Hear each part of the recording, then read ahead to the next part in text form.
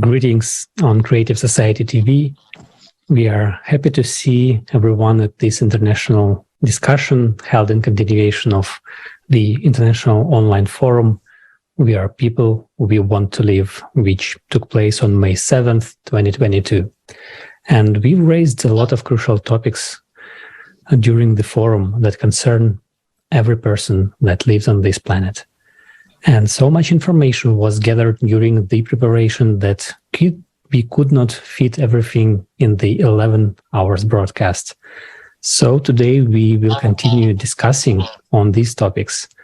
My co-host today is Robert from Slovakia. Robert, hi, and I will let you introduce our special guest.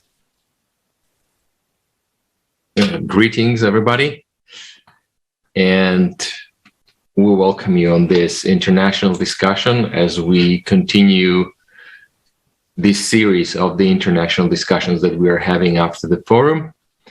And our guests today, I'm very happy to introduce the format which we have now is not working properly. Which part of the forum have you found the most associated with?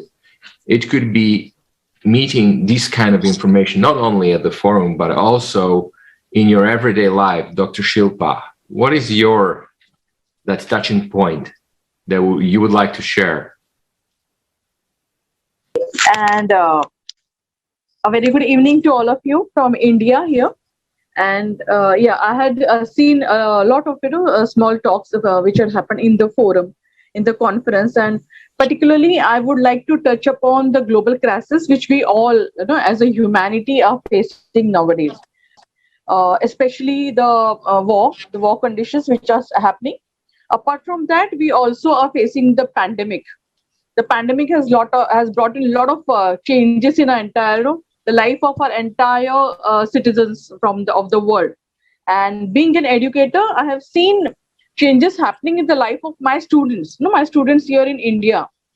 And since we are an educator, we feel education should reach everywhere, from a small child to an adult who wants to learn or wants to study, education should reach everywhere. But so here in India, we had a divide, there was a digital divide. Not all of us had devices, not all of us had internet facilities.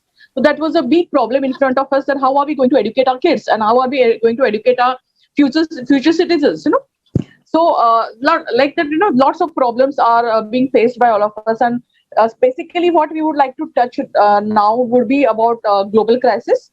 That is what I also had. It is, there are a lot of concerns about not only education, but providing everything for every human being living on this planet, be it electricity, food, medicine, and obviously healthcare of excellent quality. So we are 100% with you on that.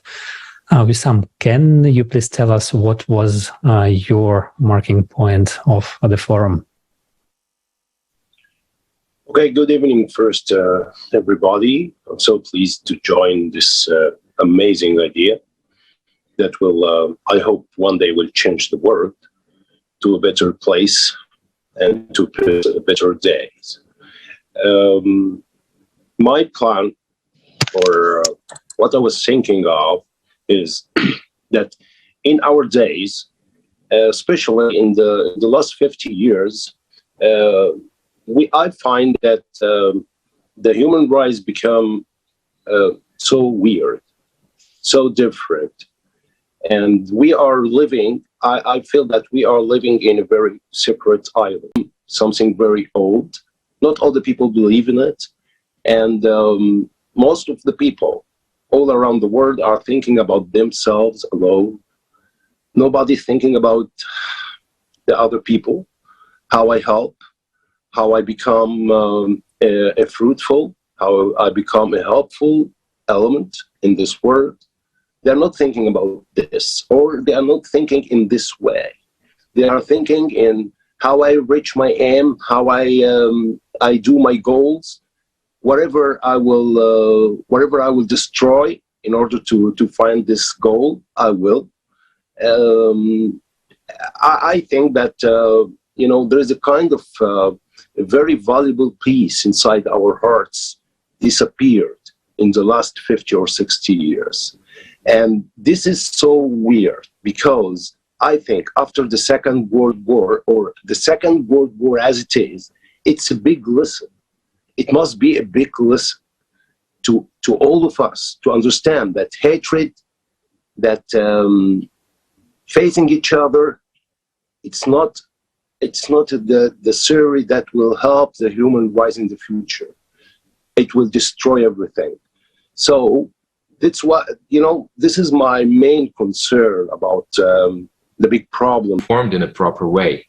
So that is the reason why people are reluctant to look into the information that they are actually receiving. And we can see that not only on the regular news or something like that, but also on the scientific reports that are many times contradicted one another. Let's have a short video about ecology.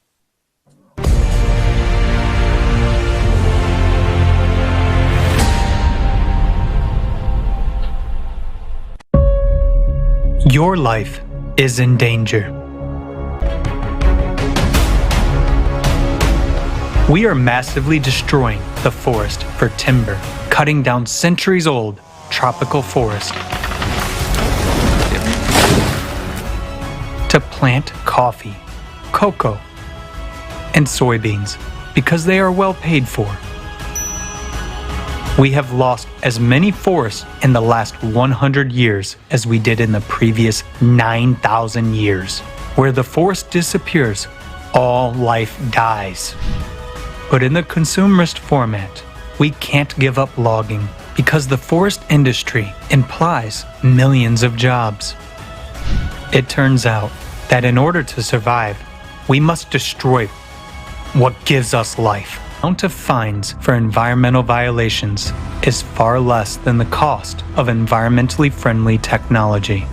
The money from the fines goes into the state budget. At best, they are allocated to eliminate the consequences, but the cause still remains. And why eliminate it? We can continue to fine and sell emission quotas and licenses. As long as one can make money on this, the problem will never be solved. The consumer society is a society of lies.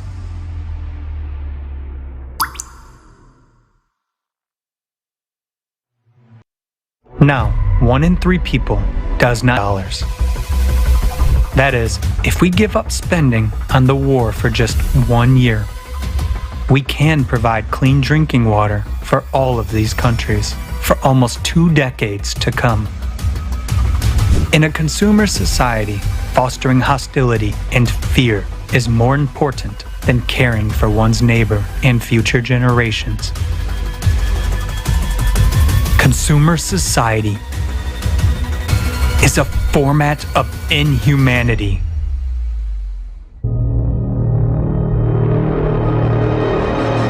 Another serious problem of our time is that there are no accessible and safe technologies for waste disposal. Our planet has become a giant landfill. For example, less than 10% of plastic is recycled. Derive over 1/3 of their income from the sale of products that are a serious threat to the environment and human health, causing mutations in the body, cancer, and reproductive disorders. Because of the proven harm, most of these harmful substances are banned from use in developed countries. But in order not to lose profits, manufacturers continue to sell them to third world countries, ignoring the fact that we all live on the same planet. And air masses and sea currents do not respect political boundaries. In the consumerist format, financial interests take precedence over human life. To save your life and life on the planet.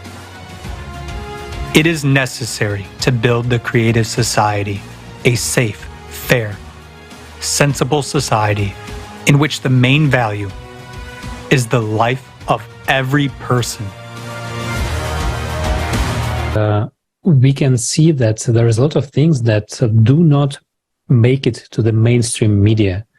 And even organizations that are aimed to fight all these causes and that take actually millions, billions of dollars every year to fight hunger, poverty, lack of fresh water, or climate for the same matter, they really solve absolutely nothing. And I think that you, Wessam, you have told us that you have stopped watching all the videos from the United Nations because you no longer believe these. Can you please expand a little bit on this? Yes. I'll tell you, from my background as my career, I am a TV producer, so I am involved in this kind of business. I want to tell you something that if you want to find this, the main point or the main issue of this big problem is that every system in this world, the broadcast system, every system. I speak especially on the broadcast. It's working because of money, of dollars especially, regardless what they are saying. If the message that they are broadcasted, they don't care if it's destroying the world or it's building people and building life. They don't care about this. They are as professional as they can do anything in a very attractive way. Broadcast elements. They use the how to make the people concentrate. They are professional enough to know how to put the idea inside your head. Whatever, this idea is good or it's bad. Is it useful or is it harmful? Regardless, they don't care about this point. And unfortunately, it's not. It's in all the world, all the countries, all the broadcast system through all the world, all over the world, are working with this kind of survey. So I stopped watching the United Nations movies or messages videos that they make, because I know that or I believe that the big problem is in the global system. This is United States and Europe and most of the big countries are speaking about the global economy and the global system, that this will be helpful for humans and this will help. But after many years now, we are talking about 30 years, almost 30 years, we find out that no, this system become the main enemy to human beings,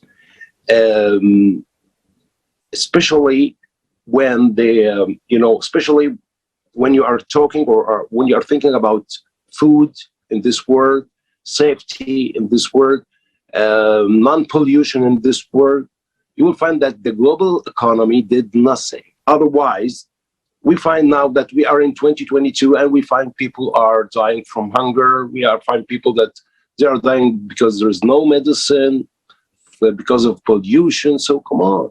What the dollars did? The dollars did nothing. The dollars of the UN did nothing till now, because I till this moment, as we saw in the last movie, it's people are dying for hunger till now, for no medicine till now, war everywhere till now. So come on, what you did for the human rights, what you did for the peace of our human rights, you did nothing. This is the point. Oh yes, it's all the time like that. And especially if you look at the countries that they're saying how much they're bragging, how much they invested in those countries to improve everything. And after a period of time, 10 years, 15 years, 30 years, nothing has changed. Everything is getting even worse and worse.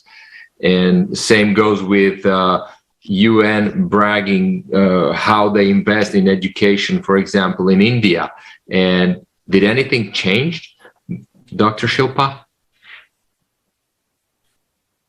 Yeah, I think what Mr. Zaki just said is quite resonating. What is happening here in India. Yeah, what we are just doing is we're just talking about, the problems, the hunger, especially the global crisis. We see a lot of people, more than 45 million people all over the world still dying of hunger in almost 43 nations across the globe. What are we as person, as a human being, are we doing? What is United Nations doing?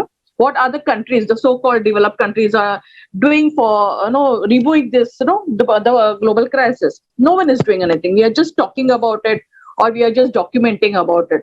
But are we going further? Doing something, some philanthropic act where we try to reduce, some type of hunger, the problems what are every country is facing. Basically, in India, we know there are people below poverty line who don't get food, not even for one meal a day. And we have certain NGOs who are working towards this cause, providing food, but then that won't be sufficient. We need many hands coming together. We need a proper society, a proper forum of people working towards this cause. And if we are saying global crisis, why don't we touch upon one aspect of the global crisis, try to reduce this crisis, try to eradicate the crisis, and then move towards the another one. We can prioritize, and then we can work upon it. So that way, I think all humans together can come, form a society, and try to resolve the problem. And I think no big forums like United Nations or anyone would be able to help us. They will be just creating documentaries, giving us the factual knowledge about the problem, but actually, in reality, there is no resolution. So I completely agree with Mr. Zaki. Thank you. Yeah. I think that the problem is not that there is a lack of expressed desire. The lack is there is a total lack of valuing of human life, each human life, and this is a problem because until then, all these organizations, they are money-making machines. Their only goal is to grow themselves. Imagine their budget is replenished. The more the problem grows, the more they receive money, the more they receive funding. And as any other living, let's say, organism in this consumerism, they just want to grow. They don't want to reduce the number of employees. They don't want to reduce their salaries. So they're interested in this situation to perpetuate. And it doesn't matter how many organizations will be involved in solving crisis or in any particular country or globally around the world, until we get to this point where we all decide that human life is the highest value and everything is regarded through this optic, does this solution, does this change in our society, how does it help everyone? Does it diminish the quality of life of even a single person? Then we should be maybe trying to a different approach, And this is where creative society goes in, and this is what it's all about. It is reframing how we look at the world, how we plan our actions in order to provide everything, but for every person, every single living human being on this planet, not only any particular group living in a particular country or a piece of land, but for everyone. And everything actually becomes quite simple once we just ask at least one simple question. Does this improve, or how does this affect the lives of human beings, every one of us? So what are your thoughts on this?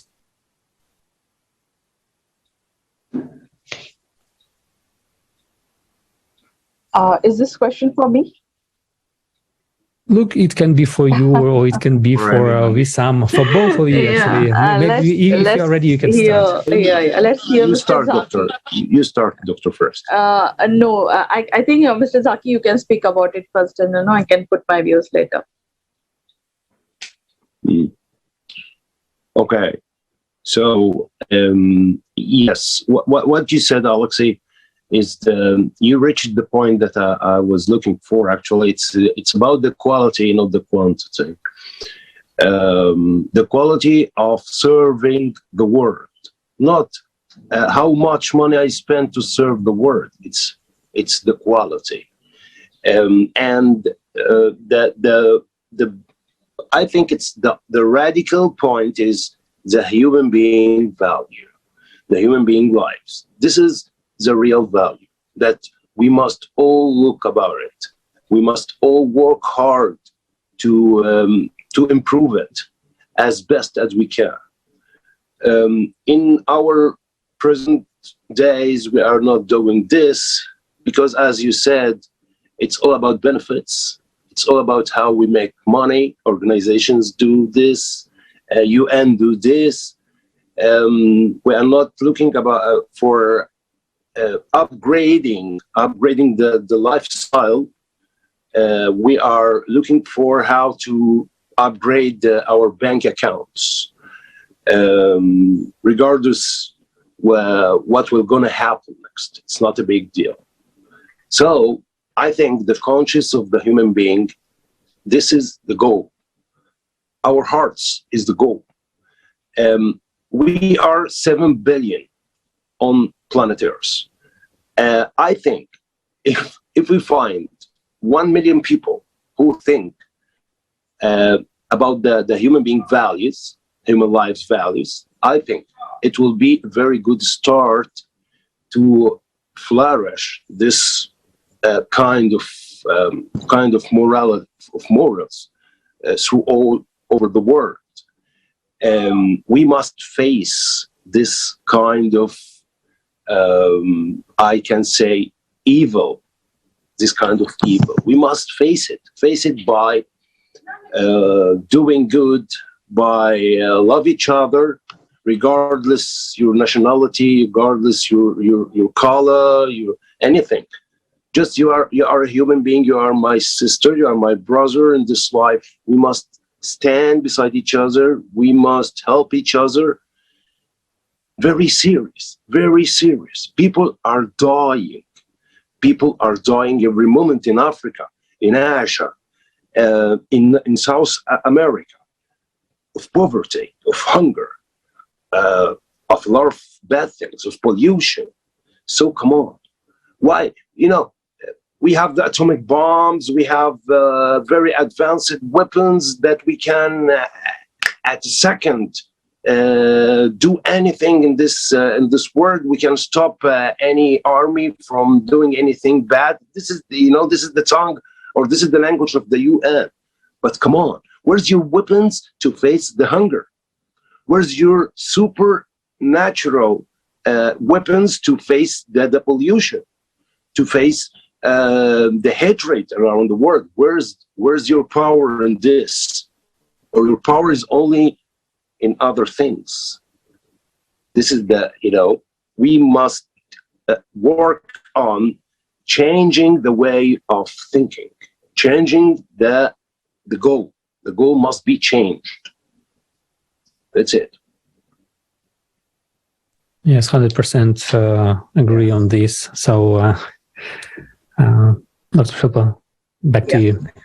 Yes, right. So what I feel is, we need to create awareness, especially in country like India, where people don't read newspaper.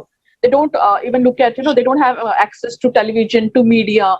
So how are they going to come, understand whether there is an issue, there is a problem going on? What they think is only about their own problem, maybe about their daily, how to earn bread and butter for themselves. They don't even know that there is something called hunger, across, or maybe any other global crisis. And as rightly said by Mr. Zaki, majority, the maximum of our funds are being allocated in creating weapons, but we don't think of creating something, valuable for the, for the countrymen or for the citizens, to reduce the problem like hunger or to reduce the problem like climate change. We are not looking at that. No, we need to, take the children, take the entire population towards that type of perspective, that you don't have to look only at yourself or your own problem. You have to look at this problem, the bigger perspective of the problem. What exactly is happening across? You need to reach out to someone to seek help. First of all, we need to seek help, and to seek help, as Zaki sir has said, that means we need at least 1 million of population who is enlightened and who would like to work for this cause, and then maybe every one of us would get benefit out of it. But yes, educators like us, people like you all in the forum, we should come together. We need to enlighten people about what is happening, and then we need to reach to the root cause of the problem. And then yes, we also need to enlighten the governments of all the countries that instead of just putting maximum amount of their entire GDP for making weapons and investing in technology, why don't we invest in human resource, which is the highest resource, the valuable resource across the globe. We need to value them. We need to work towards that. So I think all of us together in the forum can create such type of enlightenment, and maybe we can bring some change to reduce this crisis. Thank you.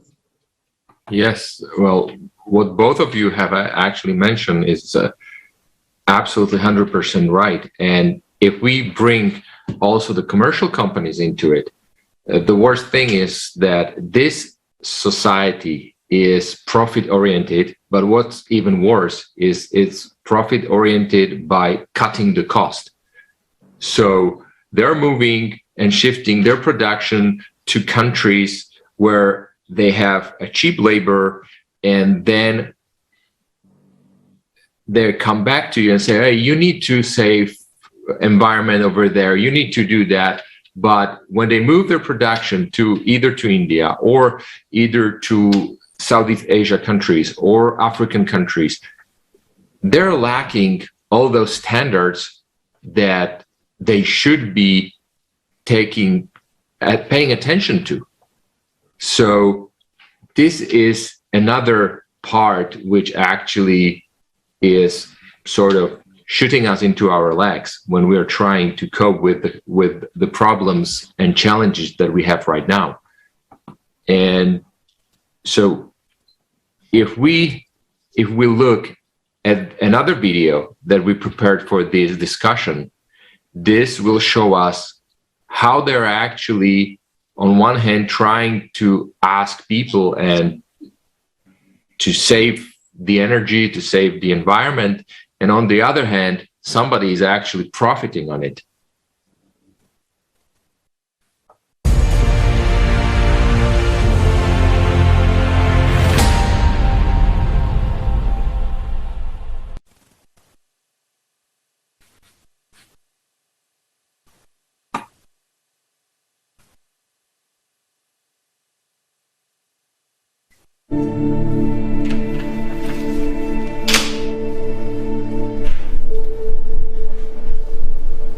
Have you seen the latest electricity bill?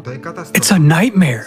Of course, I expected the prices to go up, but it's just... I've seen it. I'm shocked myself. Now we must figure out how we're going to live in the new reality. But this is ridiculous. What the hell is going on? Are they all out of their minds? Well, there's no point in panicking anyway. Let's figure out what's going on.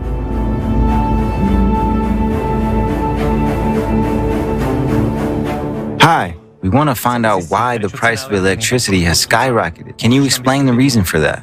First of all, you have to understand that the preconditions for such an increase in electricity prices didn't start yesterday and not even a year ago. What does the electricity price actually consist of? Let's look at the diagram. As you can see from this diagram, the net cost of energy is only 36.2%. 34% is transportation, while the rest, more than 30%, are taxes. And I won't be surprised if this share will continue to grow. In Germany, for example, it is already 50% of the bill. Wait, even 30% is a lot, while 50% is totally wild. Where does all this money go? In short, the government uses most of this money for the so-called energy transition to green energy, mostly solar and wind. Yeah, I've heard that green energy is being actively developed. It is sort of environmentally friendly. So are you saying that's the reason for my unaffordable bill? Right, that's the main reason. Huge budgets are invested in green energy, while nuclear and thermal power plants are being shut down. How does green energy affect your tariff? It is sold at a special green tariff, and this price is much higher than the price of traditional energy, thermal or nuclear. Well, let's say, if I don't want to pay more, can I give up green energy? Well, you see, no one is asking you or me. Electricity tariffs are formed by market laws. In fact, they are not fixed. There is a so-called wholesale energy market, which receives, like a common boiler, all the energy generated in the country, both green and non-green. Every day an average price is set in the market. At this price, energy distribution companies buy electricity and deliver it to you. Therefore, the higher the share of green energy in the total amount of energy generated, the higher your energy bill will be. And here is a very important point. If green power plants stop working due to weather conditions, or if there is not enough green energy generated, the countries have to compensate for this shortage in an emergency mode. What are their options in this case? The first option is to restart their shut down nuclear and thermal power plants, which is very expensive and time-consuming. The second option is to buy energy from other countries, but as you understand, that will be very expensive too. The move towards green energy has made Europe dependent on conventional energy suppliers from other countries. Now, because of the geopolitical situation, we feel it more than ever. We are changing the country that supplies us with gas, and we switch to a more expensive supplier. This more expensive energy is going to enter the wholesale market again, and your bill will go even higher. I just wonder what our politicians are thinking. After all, if one such external situation causes electricity prices to skyrocket, it's unclear how ordinary people can survive in these conditions. There goes the market. I thought green energy was our salvation, but it turns out I just pay more for the energy itself, and then even more if something happens to those plants, and even more if something suddenly happens in foreign policy. What did you say? Green energy is our salvation? It sounds like this salvation is costing us a fortune. But seriously, it's all just a beautiful fairy tale for the public. Though you'd better let someone who works in this field tell you about it, because those are talks about large business.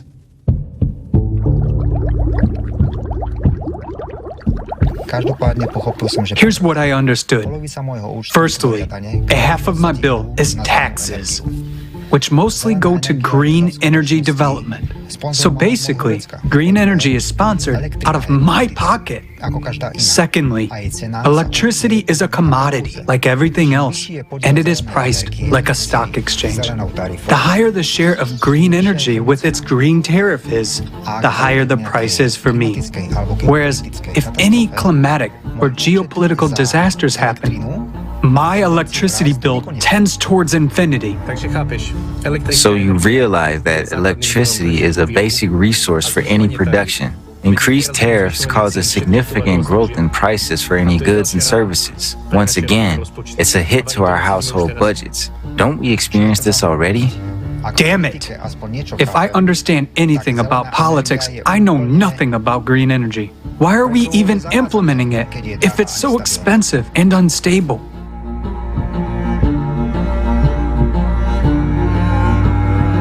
To be honest, it's just a very large profitable business. Just imagine if you start a business and get sponsored by the government. You can get benefits and subsidies. They can even pay a loan interest for you and buy you some equipment. Wait a minute, why would the government do that? Where does this unprecedented generosity come from? Oh, it's a long story. Have you heard about the theory of anthropogenic impact on climate and CO2 emissions reduction? Well, Even my 7-year-old daughter knows about that. There you go. Proponents of this theory are very active in convincing us that it will stop rapid climate change. Many countries are forced to comply with directives to reduce CO2 emissions and develop green energy, even if it does not benefit them. The anthropogenic climate impact theory is a global scam in large business. Why do many people believe in it? Because for 40 years there has been aggressive propaganda of this idea at all levels. No wonder your 7-year-old daughter already knows about it too. Scam.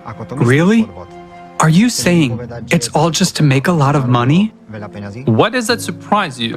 In the consumerist format, such schemes are already a norm. In 2020, $334 billion were spent on green projects, mostly on solar and wind power plants. Wow. So, that's still not enough. Their appetite is growing like a weed. And hiding behind their theory, they claim they need to increase funding to $4 trillion a year. Damn it. And it's all at our expense? It's a nice scheme, I bet. And everybody wins, except ordinary people who pay for it. What is my bill gonna look like when the investment rises to $4 trillion? Buddy, no one is going to ask you if you want to sponsor it.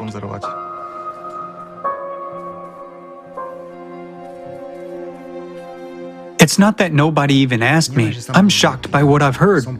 Nobody actually speaks about it. Right. In our consumerist world, no one will tell you the truth. But I'm shocked by the other thing. Nobody even tries to study the real causes of climate change. Now climate disasters are already happening all over the globe. The first to suffer are ordinary people, while green energy is simply useless even in bad weather, not to mention cataclysms. Imagine there was a blizzard in the United States last winter. It hit 25 states. Half of the wind turbines stopped. Because of that, 4 million people were left without power. Just think of it, in negative 25 degrees Celsius.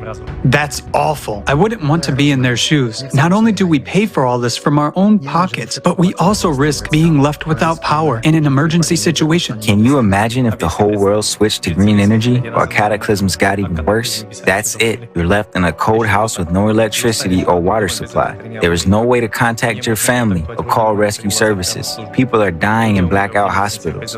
Ventilation and air supply systems stop working. The traffic has stopped. Supplies of medicines and vital products have been discontinued. People empty the grocery stores in panic. Yet, it's already starting to happen. And it's not somewhere in an apocalyptic movie, but in your hometown with you, your family, and friends. Come on! I already don't know how I'm going to sleep tonight. Yeah, this truth just makes my hair stand on end. But it's clear that green energy is a dead end. So what are our options? There are already options. Take a fuel-free generator. It gives clean, free, and accessible energy to every home. Only how can it be implemented in our consumer society if it is unprofitable and even dangerous? It would make a huge number of people jobless in the energy sector. Moreover, as long as there is the power of a few, in our crazy world, this technology would be, first of all, turned into a weapon of some kind. You see, we should have changed this stupid format a long time ago, and we really can.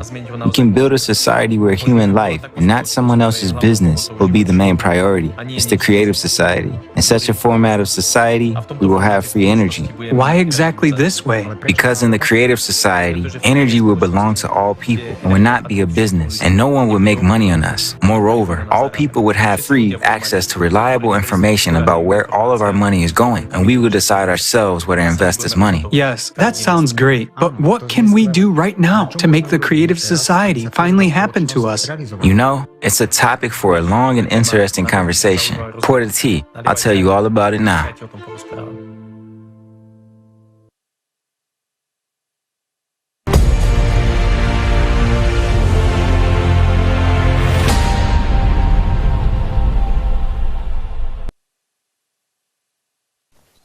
Yeah, so as you have seen, this short video exposes a lot about the green energy scam.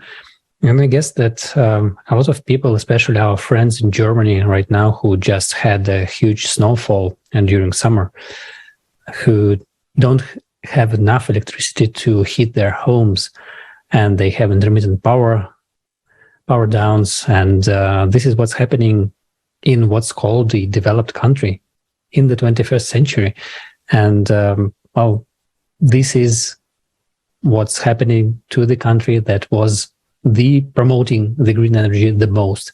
And they are now trying to revive their coal-powered power stations. But for everyone else, this should serve as an example, because there are already solutions, as was also mentioned in the video, like the fuel generators. And just recently, I've come across a video on the internet that was showing like a guy literally made in front of the camera an engine that was working on water, and he was showing how to do it. And I guess that it is true that it would be great to implement all these beautiful technologies in our lives, but also, as mentioned in the video, in this consumerist format of society, this will leave a lot of people jobless. And for this, we really need to change the whole format of society. So I would like to ask you, what do you think has to change in the society in order for us to be able to receive these new technologies in our lives and use them for the betterment of the lives of everyone? Maybe we can start with Dr. Shilpa. Yeah. For a country like us, I don't think so. We would be getting addicted to technology that much. We do have developed in all different type of aspects, but then still, since I told you, we have a great digital divide. So it's difficult for all of us to get accustomed to the new technology. But then yes, there is a quite good number of percentage of people who are using technology at their best, at their homes, in their offices, in everywhere. But how much to get used to or get addicted to the technology is again in our hands. And as we all know, what are the repercussions of using too much of technology? So the pandemic has actually taught us to go back to the roots. We have already started going back to having organic food, organic agriculture, using less of technology and less of fertilizers, the chemical fertilizers. We are trying to use more of organic things nowadays, and people have understood the importance of organic things now. So instead of running behind the technology and behind the advanced methodologies, can we not survive? No, the basic sustainability can be achieved through simple living. That is what we have learned through the pandemic. And also we have learned that we should have different skills. If we don't have skill, we would not be able to survive. Knowledge on basis of only knowledge, you will not be able to survive. That is what we have learned. And the technology is not always going to help us. And yes, about green energy, we all also in India are trying to get a lot of green energy here. But then yes, as we have already said, it's too costly. No, we have a lot of solar panels here, but what about the wastage? The wastage which is going to happen, after putting in the solar panels, we have a lot of wastage which we are not even able to dispose of. So there are other aspects of green energy too, which we also need to see. What we are looking at is now, a narrow problem, or we are trying to just resolve what we can see on an immediate basis. But we are not looking at the later, in the long run, what problems we would be facing. So I think we need to, with the help of creative society, the forum, need to tell what exactly the problems would be there in the future, and be ready to face the problem. And before any problem occurs, can we not prevent it? So prevention is always better than cure. So we need to learn to prevent. Like pandemic, we could have prevented. We could have learned about some things happening across, and then we could have stopped something, which would have not happened. And now we could see large number of people are no more now because of the pandemic. So something which we could have understood before, and we would have tried to stop the problem. So that is what we, as a part of the creative society, should now look forward to, stopping the problem and creating awareness amongst everyone. Thank you. Yes, prevention is always good, and that leads to also to education and learning things and stuff. Same here in our country, there are there are donations, there are subventions for building all these green energy stuff, and then you find out that actually after you're building it up, and you find out that it's actually polluting the environment even more than it was done before. Do you have something like, from the green energy part in Egypt, Wessam, or some other examples that we can share with our viewers that could actually show the, don't want to say stupidity, but stupidity of this system, and that we actually are supporting it? Yeah. I'll tell you something important. In Egypt, we have natural sources, which is very rich, but it's unused. We have the sun, and we have the wind, okay? And we have water from the high dam, the Nile River. We can make it. We already make electricity from the high dam of the Nile River, but we don't ever think about the sun, the energy of the sun, which is for free. And in Egypt, it's 98% of Egypt is desert. Okay, we are 100 million people living on 3% only from the whole map of Egypt. We don't ever think about using the energy, the useful energy of the sun that we have, and it's a great treasure. It's something very rich. We don't ever think about this. And some people, to be honest, in the last 15 or 20 years, they talked about this. Why we don't use this useful energy? The answers was, it's very expensive, it will take a long of time, it's blah, blah, blah, things like, come on, if you want to do something, you will do it, okay? And also the wind, we have the wind. And so Egypt is depending 100% on the pollution energy, the polluted energy, and this is, of course, affects, this is make, the green lands become desert, and there's, we have a lack of a lot of things. We have in Egypt a lack of food, like for agriculture. We have a big lake in agriculture in Egypt because of this, and they prefer to pay billions of dollars to bring polluted energy than to spend millions, not billions, millions of dollars to create sun energy or wind energy, between practice, useful energy.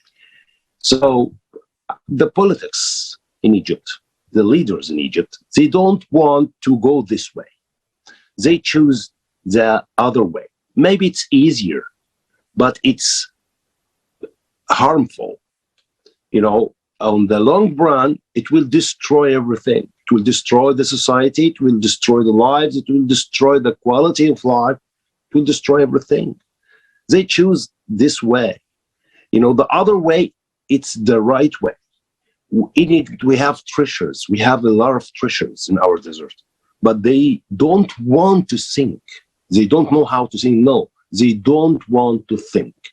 They care about their chairs. They care about their possessions, and they don't care about 100 million people. So this is the point that I want to say. Yes, and it's true that you said that they care about their chairs and positions, and this is the main issue in our society, that people in power, they care about their positions and money, but we as people who elect them, we do not stand together to say that we no longer support this way of living. And maybe this is what we need. This should be the main takeaway of all our discussions of the forum and everything that we are trying to do, to say that we should unite everywhere on the planet together in one idea that we would like to live differently. We would like to live in a society where human life is the highest value. And then we would not be talking about these kind of things all the time. We would be talking about great progress that our science has made, because science would be directed to benefit the humanity, to improve the lives of everyone living on this planet. And we are really looking forward to this time where much more people, like at least half of the population of this planet, knows about it. But better yet, everyone. Only then we will be able to formulate this demand for everyone to say, look, we would like to live differently. And politicians, they just execute what the public wants. So we should be this united public that expresses the wish of living differently. Well, we would like to thank you for your contribution, for your participation today. It was really a great pleasure to seeing you. And Robert, I don't know if you want to add anything else to this. Yeah, I will just really briefly cut in. What actually occurred during this discussion is when Wessam was also talking a lot about the energy. It's really strange that, for example, where it would sort of make a sense to build up these kind of alternate green energy stuff, they're not doing it. But in the countries where they for sure know that they would pay for it, but it doesn't make sense to build it up there, oh yeah, they're pushing it there. So this clearly shows the irony and non-functioning of the system that we live at the moment. So I agree, as you said, we need to create a demand, because that's how the system works, where there is a demand, so then the companies are trying to supply. So we need to create a demand that, yes, we want to change it, we want to live differently, and we have to unite on this thought that we need to change the format of the society. So thank you very much, everybody, for today's discussion. You can follow us on social media. You can follow us on the internet at creativesociety.com. You can write us an email about your inspirations or what would you like to hear about at info@creativesociety.com.